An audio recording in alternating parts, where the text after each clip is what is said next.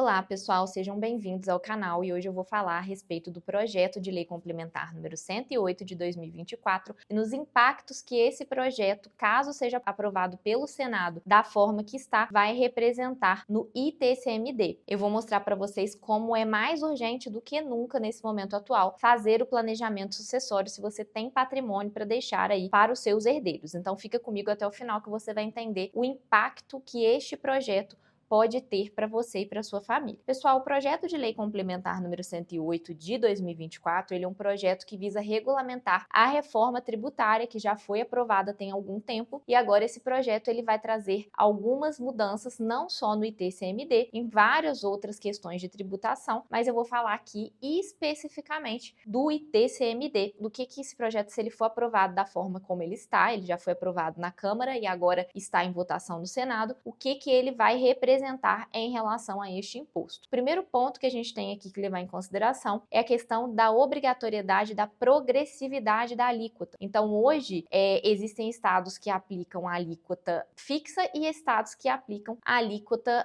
progressiva. Então, o ITCMD, que é o Imposto de Transmissão, Causa, Mortes e Doação, ele é de competência estadual e aí cada estado aplica hoje de um jeito. Então, vai haver uma uniformização nesse sentido e todos os estados terão que aplicar a alíquota progressiva. Isso vai significar que quanto maior a base de cálculo, ou seja, quanto maior o patrimônio, maior será a alíquota. No geral, isso vai representar um aumento do imposto. Por quê, pessoal? Porque hoje estados, por exemplo, como o Rio de Janeiro, que já prevêem progressividade da alíquota, você tem a aplicação de alíquota máxima em patrimônios acima de 1.800.000. Então, não é tão grande assim o patrimônio para ter a aplicação da alíquota máxima. Então, cada estado vai ter a discricionariedade para dizer o que vai ser um grande patrimônio para fins da aplicação da alíquota máxima. Hoje, estados como São Paulo e Minas Gerais, que você vai ter uma alíquota máxima de 4%, na maioria deles ele vai passar a aplicar esse limite máximo, que ainda vai ser passível de mudança, como eu vou falar mais adiante, vai aplicar esse limite máximo para patrimônios que eles vão determinar ali qual que vai ser a faixa de aplicação de cada alíquota. Então, hoje no Rio de Janeiro é 1.800.000. São Paulo, a gente tem um projeto de lei em votação que vai prever a progressividade da alíquota. São Paulo hoje é a alíquota fixa de 4%. Já tem um projeto de lei em votação em que você tem essa progressividade de alíquota como tendo a alíquota mínima de 2% e a máxima sendo de 8%.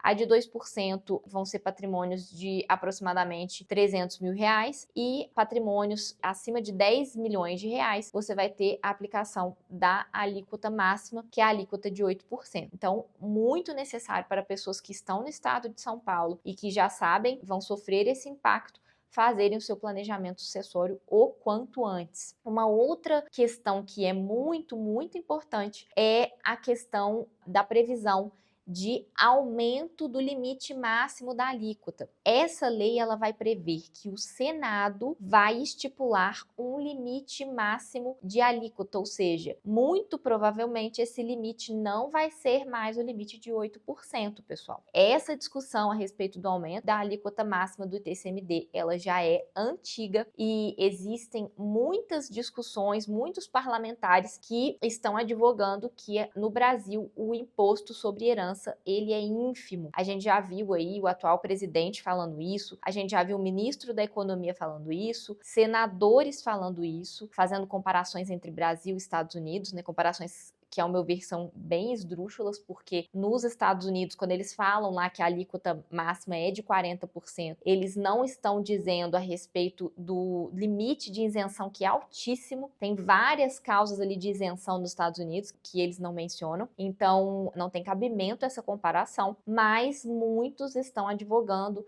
inclusive, uma alíquota de até 30%. Então, 1/3 do patrimônio da pessoa para o Estado, pensa bem, sem a gente contar aí os outros custos de um inventário, como os emolumentos do cartório de notas, como os honorários de advogado, como emolumentos do cartório de registro de imóveis. Então, são muitos outros impostos que vão incidir neste momento, que já é um momento muito delicado para as famílias, né? Uma outra questão que é muito importante, que está previsto nesse projeto de lei complementar, é que para fins de aferição dessa alíquota que vai ser aplicada, então, para você aferir a base de cálculo e depois aferir qual que é a alíquota que vai ser aplicada, você vai considerar as doações que a pessoa fez em vida para os herdeiros. Então, a pessoa não vai ter como de fugir disso através de doações.